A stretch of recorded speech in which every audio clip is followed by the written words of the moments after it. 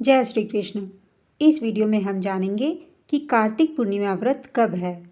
इस बार बन रहे हैं बेहद शुभ संयोग।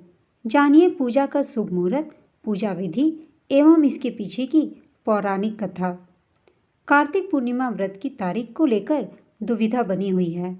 दरअसल पूर्णिमा तिथि का आरंभ 26 नवंबर से होगा। पूर्णिमा तिथि 26 नवंबर और 27 नवंबर दोनों दिन रहने वाली है। आइए जानते हैं पूर्णिमा तिथि का महत्व, शुभ मुहूर्त एवं पूजा विधि। कार्तिक माह की शुक्ल पक्ष की पूर्णिमा तिथि को कार्तिक पूर्णिमा मनाई जाती है। कार्तिक पूर्णिमा के दिन किसी पवित्र नदी में स्नान आदि करने से अक्षय पुण्य की प्राप्ति होती है। कार्तिक पूर्णिमा को त्रिपुरारी पूर्णिमा के नाम से भी जाना जाता है। कब रखा जाएगा कार्तिक पूर्णिमा का व्रत, इसके बारे में आइए जानते हैं। कार्तिक पूर्णिमा तिथि का आरंभ 26 नवंबर की दोपहर 3:53 से होगा और इसका समापन 27 नवंबर दिन सोमवार दोपहर 2:45 पर होगा। शास्त्रों के अनुसार उदया तिथि 27 नवंबर में पूर्णिमा तिथि होने के कारण कार्तिक पूर्णिमा का व्रत 27 नवंबर को ही रखा जाएगा। कार्तिक पूर्णिमा पर स्नान एवं दान का शुभ मुहूर्त क्या है? 27 नवंबर को अमृत चौघरिया सुबह 6:52 से 8:11 तक है। शुभ चौघरिया सुबह 9:30 से 10:49 तक है। इन दो शुभ मुहूर्त में आप पूर्णिमा का स्नान और दान कर सकते हैं। कार्तिक पूर्णिमा पर दो शुभ संयोग भी बन रहे हैं।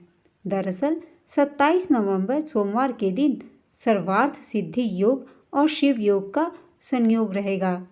सर्वार्थ सिद्धि योग का आरंभ दोपहर 1:35 पर होगा और अगले दिन यानी 28 नवंबर को सुबह 6:24 तक रहेगा। कार्तिक पूर्णिमा की पूजा विधि। कार्तिक पूर्णिमा के दिन सुबह जल्दी उठें। इसके बाद किसी पवित्र नदी में स्नान करें। यदि ऐसा संभव नहीं है तो घर में ही गंगा जल डालकर स्नान करें। स्नान के बाद घर के मंदिर में घी का दीपक जलाएं। इसके बाद भगवान विष्णु और माता लक्ष्मी का जल से अभिषेक करें। फिर विष्णु जी और माता लक्ष्मी को वस्त्र अर्पित कर भोग लगाएं। ध्यान रखें कि भोग लगाते समय उसमें तुलसी जरूर डालें। इसके बाद कार्तिक पूर्णिमा की कथा पढ़ें और अंत में भगवान विष्णु और माता लक्ष्मी की आरती करें। साथ ही चंद्रमा की पूजा भी जरूर करें। चंद्रमा को जल देने के लिए कच्चा दूध उसमें डालकर अर्घ्य दें। कार्तिक पूर्णिमा की पौराणिक कथा सुनिए। एक बार किसी नगर में एक ब्राह्मण दंपति रहते थे। वे दोनों प्रतिदिन 7 कोस दूर गंगा और यमुना नदी में स्नान करने जाते थे। इतनी दूर आने जाने से ब्राह्मण की पत्नी थक जाती थी। एक दिन उसने अपने पति से कहा कि हमारा एक पुत्र होता तो कितना अच्छा रहता।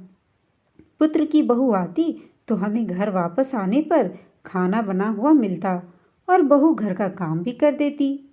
अपनी पत्नी की बात सुनकर ब्राह्मण ने कहा कि तूने बात तो सही कही है, चल मैं तेरे लिए बहू ला ही देता हूँ। ब्राह्मण ने कहा कि एक पोटली में आटा डालकर कुछ मोहरे रख दे। ब्राह्मण के कहे अनुसार उसने पोटली बांध दी। ब्राह्मण पोटली लेकर चला गया। ब्राह्मण को सफ़र के दौरान यमुना के किनारे बहुत ही सुंदर लड़कियां दिखाई दी। वे रेत में घर बनाकर खेल रही थीं। उन्हीं में से एक लड़की ने कहा कि मैं अपना घर नहीं बिगाड़ूंगी, मुझे तो रहने के लिए ये घर ही चाहिए। लड़की की बात सुनकर ब्राह्मण मन ही मन सोचने लगा कि बहू बनाने के लिए यही लड़की उचित है। जब वह लड़की जाने लगी तो ब्राह्मण भी उसके पीछे पीछे उसके घर तक चला गया। वह जाकर ब्राह्मण ने उस लड़की से कहा, बेटी कार्तिक मास चल रहा है, इसलिए मैं किसी के घर खाना नहीं खाता। मैं अपने साथ आटा लेकर आया हूँ। तुम अपनी माता से पूछो कि क्या वह मेरे लिए आटा छानकर 4 रोटी बना देंगी। यदि वह मेरा आटा छानकर रोटी बनाएंगी तो ही मैं रोटी खाऊंगा। लड़की ने जाकर अपनी माँ को ये सारी बात बताई। माँ ने कहा, उचित है, जाकर ब्राह्मण देव से कह दो कि वह अपना आटा दे दे, मैं रोटी बना दूंगी। जब वह आटा छानने लगी तो आटे में से मोहरें निकलीं। वह सोचने लगी कि जिसके आटे में इतनी मोहरें हैं उसके घर में कितनी मोहरें होंगी। जब ब्राह्मण खाना खाने बैठा तो लड़की की माँ ने उस ब्राह्मण से पूछा, क्या आपका कोई लड़का है और क्या आप उस लड़के की सगाई करने जा रहे हो? यह सुनकर ब्राह्मण ने कहा कि मेरा लड़का तो काशी में पढ़ने गया हुआ है, लेकिन यदि तुम कहो तो खंड कटोरे से विवाह करके तेरी बेटी को अपने साथ ले जाऊं। लड़की की माँ ने कहा, ठीक है ब्राह्मण देव। इस पर लड़की की माँ ने लड़की की खंड कटोरे से शादी करके ब्राह्मण के साथ भेज दिया। ब्राह्मण ने घर आकर कहा, रामू की माँ, दरवाज़ा खोल कर देख, मैं तेरे लिए बहू लेकर आया हूँ। ब्राह्मण की पत्नी भीतर से ही बोली, हमारे तो कोई बेटा बेटी नहीं है, तो बहू कहाँ से ले आए? दुनिया ताने मारती थी, अब आप भी मारने लगे। ब्राह्मण ने कहा, तू दरवाज़ा खोल कर तो देख। जब ब्राह्मणी ने दरवाज़ा खोला तो सामने बहू को खड़ी देखा। उसने बहू का स्वागत किया और आदर सत्कार से अंदर ले गई। अब जब ब्राह्मण अपनी पत्नी के साथ नदी स्नान करने जाता तो पीछे से बहू घर का सारा काम करके और खाना बना कर रखती थी। वह उनके कपड़े धोती और रात को हाथ पैर भी दबाती थी। इस तरह बहुत दिन बीत गए। ब्राह्मणी ने अपनी बहू से कहा कि बहू, कभी भी चूल्हे की आग मत बुझने देना और मटके का पानी खत्म मत होने देना। परंतु एक दिन चूल्हे की आग बुझ गई। यह देखकर बहू घबरा गई और भागी भागी अपनी पड़ोसन के पास गई और कहा कि मेरे चूल्हे की आग बुझ गई है, मुझे थोड़ी आग चाहिए। मेरे सास ससुर सुबह 5 बजे से गए हुए हैं, वह थके हुए घर आएंगे, इसलिए मुझे उनके लिए खाना बनाना है। यह सुनकर पड़ोसन ने कहा, तू तो बावली है, तुझे यह दोनों मिलकर पागल बना रहे हैं। इनके कोई पुत्र नहीं है, ये निसंतान है।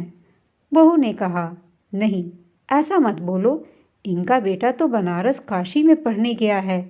इस पर पड़ोसन ने कहा कि यह तुझे झूठ बोल कर लाए हैं, मेरी बात सच मान, इनका कोई बेटा नहीं है। अब बहू पड़ोसन की बातों में आ गई और कहने लगी कि अब आप ही बताओ कि मैं क्या करूं। पड़ोसन ने कहा कि करना क्या है, जब तुम्हारे सास ससुर आएं तो जली हुई रोटियां बनाकर देना और बिना नमक की दाल बनाकर देना। खीर की कड़छी दाल में और दाल की कड़छी खीर में डाल देना। पड़ोसन ने उसे अच्छे से सिखा पढ़ा दिया। फिर जब उसके सास ससुर घर आए तो उसने न तो उनका आदर सत्कार किया और ना ही उनके कपड़े धोए। जब उसने सास ससुर को खाना दिया तो सास बोली, बहू, आज ये रोटियां जली हुई क्यों हैं और दाल भी सादी है। तब बहू ने पलटकर कहा कि एक दिन ऐसा खाना खा लोगे तो कुछ बिगड़ नहीं जाएगा तुम्हारा। सास ससुर को खरी खोटी सुनाकर वह फिर से पड़ोसन के पास गई और बोला, अब आगे क्या करना है? पड़ोसन ने कहा कि अब तुम सातों कोठों की चाबी मांग लेना अपनी सास से। अगले दिन जब सास ससुर स्नान करने के लिए जाने लगे तो बहू अड़ गई कि मुझे तो सातों कोठों की चाबी चाहिए। तब ससुर ने कहा, इसे चाबी दे दो। तब सास ने बहू को चाबी दे दी। सास ससुर के जाने के बाद जब बहू ने दरवाज़ा खोला तो देखा कि किसी में अन्न भरा है, किसी में धन भरा है और किसी कोठे में बर्तन पड़े हैं। जब उसने सबसे ऊपर का 7वां कोठा खोला तो देखा कि शिव जी, माता पार्वती, गणेश जी, लक्ष्मी माता जी, पीपल पथवारी, कार्तिक के ठाकुर, राई दामोदर, तुलसी जी का बिरवा, गंगा यमुना और 33 कोटि देवी देवता विराजमान हैं। वहीं पर एक लड़का चंदन की चौकी पर बैठा माला जप रहा है। यह सब देखकर उसने लड़के से पूछा कि तुम कौन हो? तब लड़का बोला कि मैं तेरा पति हूँ, अभी दरवाज़ा बंद कर दे, जब मेरे माता पिता आएंगे तब दरवाज़ा खोलना। यह सब देखकर बहू बहुत खुश हुई और 16 श्रृंगार कर सुंदर वस्त्र पहनकर अपने सास ससुर का इंतजार करने लगी। उसने अपने सास ससुर के लिए अच्छे अच्छे पकवान बनाए। जब उसके सास ससुर घर पर आए तो उसने उनका आदर सत्कार किया और प्रेमपूर्वक उन्हें खाना खिलाया और हाथ पैर दबाने लगी। पैर दबाते दबाते बहू ने कहा, माँ, आप इतनी दूर गंगा यमुना स्नान करने के लिए जाती हो तो आप थक जाती हो, इसलिए आप घर पर ही स्नान क्यों नहीं करती हो? यह सुनकर सास कहने लगी, बेटी, गंगा यमुना घर पर तो नहीं बहती है। तब बहू ने कहा, हाँ माँ जी, बहती है, चलो मैं आपको दिखाती हूँ। जब बहू ने 7वां कोठा खोलकर दिखाया तो उसमें शिव जी, पार्वती जी, गणेश जी, लक्ष्मी जी, पीपल पथवारी, कार्तिक के ठाकुर, राय दामोदर, तुलसी जी का बिरवा, गंगा जमुना बह रही हैं और 33 कोटि देवी देवता विराजमान हैं। वहीं चौकी पर बैठा एक लड़का माला जप रहा है। माँ ने उसे देखकर कहा कि बेटा तू कौन है? लड़का बोला, माँ, मैं तेरा बेटा हूँ। तब ब्राह्मणी ने पूछा कि तू कहाँ से आया है? लड़के ने जवाब दिया, मुझे कार्तिक देव ने भेजा है। माँ ने कहा, बेटा, यह संसार कैसे मानेगा कि तू मेरा बेटा है? माँ ने कुछ विद्वान पंडितों से मदद मांगी। पंडितों ने कहा, इस पार बहू बेटा खड़े हो जाएं और उस पर माँ खड़ी हो जाए। माँ ने चमड़ी की अंगियाँ पहनी हो और छाती में से दूध की धार निकलकर बेटे की दाढ़ी मूछ भींगे और पवन पानी से गठजोड़ा बंधे, तब मानेंगे कि यह इस माँ का ही बेटा है। उसने ऐसा ही किया। चमड़े की अंगियाँ फट गईं और छाती में से दूध की धार निकलकर बेटे की दाढ़ी मूछ भीग गई। पवन पानी से बहू बेटे का गठजोड़ बंध गया। यह सब देखकर ब्राह्मण और उसकी पत्नी की खुशी का ठिकाना न रहा। तो यह थी कार्तिक मास की कथा। हे कार्तिक के ठाकुर जी, जैसे ब्राह्मण और ब्राह्मणी को बहू बेटा दिया, वैसे ही सबको देना।